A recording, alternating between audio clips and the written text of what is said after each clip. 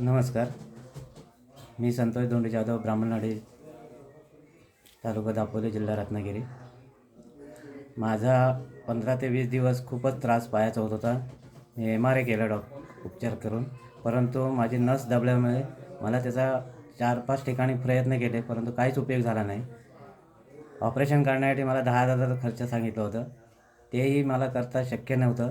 त्याच्यामुळे मी आयुर्वेदिक उपचारासाठी मी श्री वल्लभ आयुर्वेद आश्रम परांजपे डॉक्टर यांच्याकडे मी संपर्क साधून त्यांच्याकडे या आयुर्वेदिक उपचारामुळे मला आता खूपच प्रयत्न करून खूप फरक पडलेला आहे आणि अजूनही मला औषधं चालू आहेत. त्याच्यामुळे मी आज जे मांडी न घालता आज मला ते चालता येत आहे, ते त्यांच्या आयुर्वेदिक औषधामुळे मला खूप फरक पडलेला आहे. असाच उपचार सर्वांनी यांच्याकडे घ्यावं अशी माझी विनंती आहे.